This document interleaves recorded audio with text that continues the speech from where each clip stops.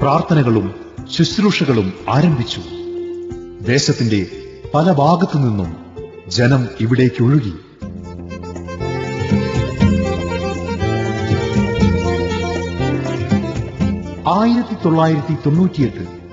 April മാസം 28-ാം തീയതി അഭിവന്യ പിതാവ് ഈ ധ്യാന കേന്ദ്രം ആശീർവദിച്ചു.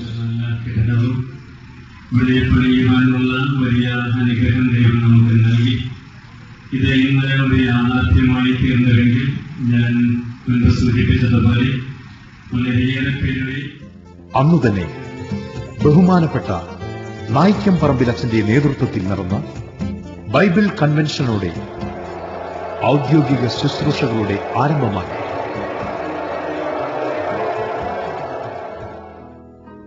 ഹല്ലേലൂയ.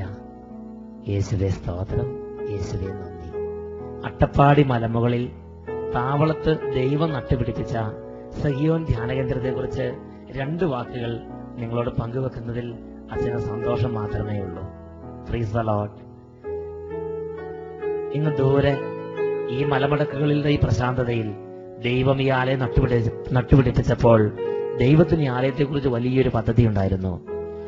ബന്ധനങ്ങളിൽ കിടക്കുന്ന അനേകായിരങ്ങൾക്ക് വിടുതൽ, കെട്ടുകളിലിരിക്കുന്ന അനേകായിരങ്ങളുടെ കെട്ടുകൾ അഴിച്ച് ദൈവജനത്തിന് വിടുതൽ നൽകുന്ന വലിയ വിടുതലിന്റെ ശുശ്രൂഷകൾ ഇവിടെ നൽകണമെന്ന് കർത്താവ് ആഗ്രഹിച്ചു.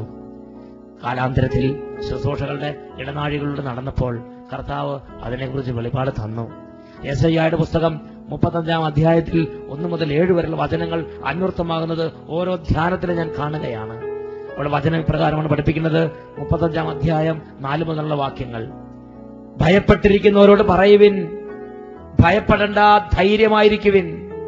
ഇതാ നിങ്ങളുടെ ദൈവം പ്രതിഫലവുമായി വന്ന് നിങ്ങളെ രക്ഷിക്കുന്നു.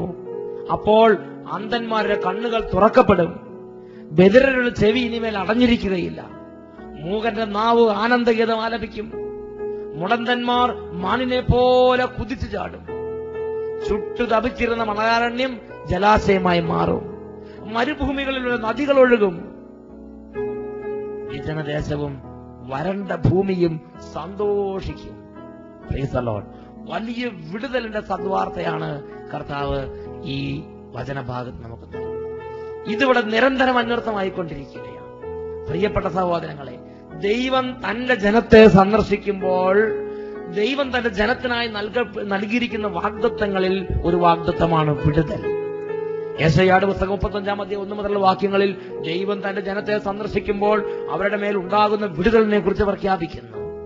അതുതന്നെയാണ് യെശയ്യായുടെ പുസ്തകം 61-ാം അധ്യായത്തിലും കർത്താവിന്റെ ആത്മാവ് എന്റെ മേലുണ്ട്, ദരിദ്രരുടെ സുവിശേഷം അറിയിക്കാൻ അവിടെ നിന്ന് അഭിഷേകം ചെയ്തിരിക്കുന്നു, ബന്ധിതർക്ക് മോചനവും അന്ധർക്ക് കാഴ്ചയും അടിച്ചമർത്തപ്പെട്ടവർക്ക് സ്വാതന്ത്ര്യവും കർത്താവിന് സ്വീകാര്യമായ വത്സരവും പ്രഖ്യാപിക്കാൻ അവിടെ നിന്ന് നിയോഗിച്ചിരിക്കുന്നു. കർത്താവിന്റെ ആത്മാവ് വിടുതലിന്റെ ആത്മാവാണെന്ന് ഇവിടെ വെച്ച് ഞാൻ അറിഞ്ഞിരിക്കുന്നു. Hallelujah, hallelujah, hallelujah.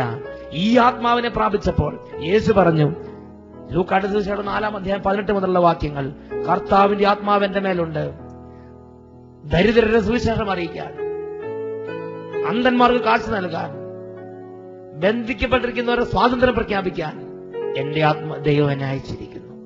Price the Lord. യേശു ക്രിസ്തു വിടുതലിനായി വന്നു എന്ന് പറഞ്ഞു. എന്നാൽ ആ കാലഘട്ടത്തിൽ യേശുവിനെ മനസ്സിലാക്കിയില്ല. അപ്പോൾ സ്നാപകയോഹന്നാൻ സംശയമുണ്ടായി. സ്നാപകയോഹന്നാൻ യേശുവിന്റെ അടുത്തേക്ക് ശിഷ്യന്മാരെ അയച്ചിട്ട് ചോദിച്ചു, ഗുരു, വരാനിരിക്കുന്ന മിശിഹ നീ തന്നെയോ അതോ ഞങ്ങൾ വേറൊരാളെ കാത്തിരിക്കണമോ? യേശു പറഞ്ഞു, നിങ്ങൾ ഈ കാണുന്നവ ചെന്ന് യോഹന്നാനെ അറിയിക്കുക, ഇതാ മുടന്തന്മാർ നടക്കുന്നു, അന്ധന്മാർ കാണുന്നു, കുഷ്ഠരോഗികൾ സൗഖ്യം പ്രാപിക്കുന്നു, മരിച്ചവർ ഉയർപ്പിക്കപ്പെടുന്നു, ദരിദ്രരോട് സുവിശേഷം പ്രസംഗിക്കപ്പെടുന്നു.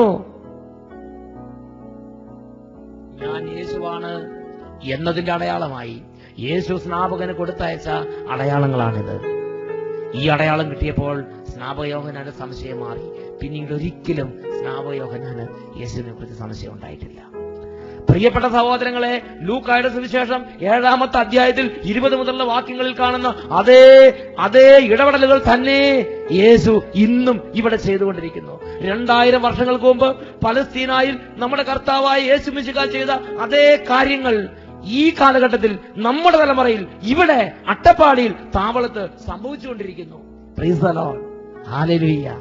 യേശുവേ സ്തോത്രം, യേശുവേ നന്ദി, യേശുവേ സ്തോത്രം, യേശുവേ നന്ദി. ദൈവത്തെ ആരാധിക്കുമ്പോൾ വിടുതലിന്റെ അഭിഷേകം ചൊരിയപ്പെടുന്ന വലിയ അനുഭവങ്ങളാണ് ശുശ്രൂഷകളിൽ കാണുന്നത്. Hallelujah, hallelujah. പ്രിയപ്പെട്ട ദൈവജനമേ, പ്രിയപ്പെട്ട സഹോദരി സഹോദരന്മാരെ, നിങ്ങൾ ഓരോരുത്തരെയും അച്ഛൻ യേശുക്രിസ്തുവിന്റെ നാമത്തിൽ സ്നേഹപൂർവ്വം ഈ വിടുതലിന്റെ ശുശ്രൂഷകളിലേക്ക് ക്ഷണിക്കുകയാണ്.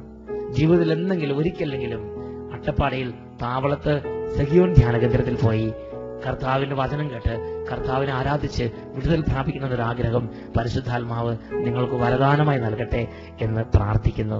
ദൈവം നിങ്ങളെല്ലാവരെയും സമൃദ്ധമായി അനുഗ്രഹിക്കട്ടെ. ആമേൻ. സെഹിയോനിലെ ശുശ്രൂഷകൾ.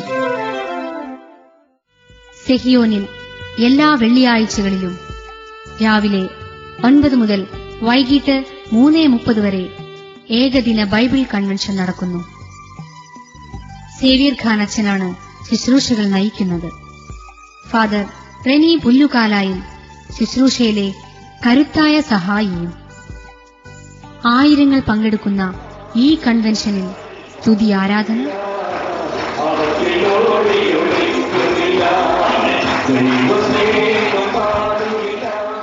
ജപമാല, ഗാന ശുശ്രൂഷ, ദിവ്യബലി,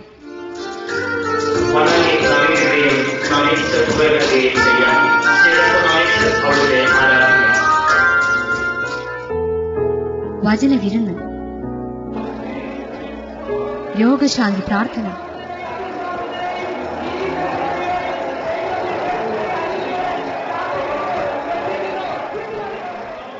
വെഞ്ചിരിപ്പ് ശുശ്രൂഷ,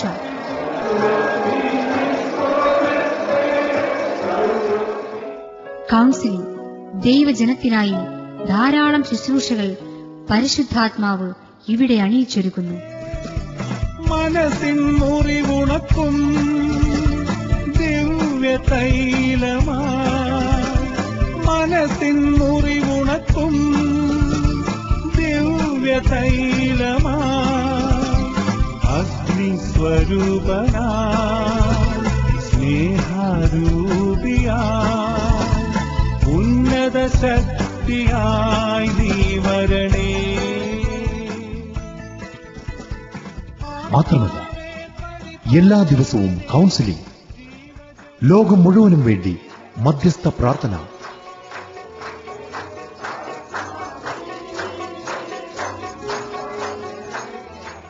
താമസിച്ച് ധ്യാനിക്കുന്നവർക്ക് വേണ്ടി പ്രത്യേക പ്രാർത്ഥന, ഇടമുറിയാതെയുള്ള ജപമാല, എല്ലാ ദിവസവും നിത്യാരാധന. പ്രാർത്ഥന കൊണ്ട് മുഖരിതമാണ് ഈ ധ്യാന കേന്ദ്രവും പരിസരവും.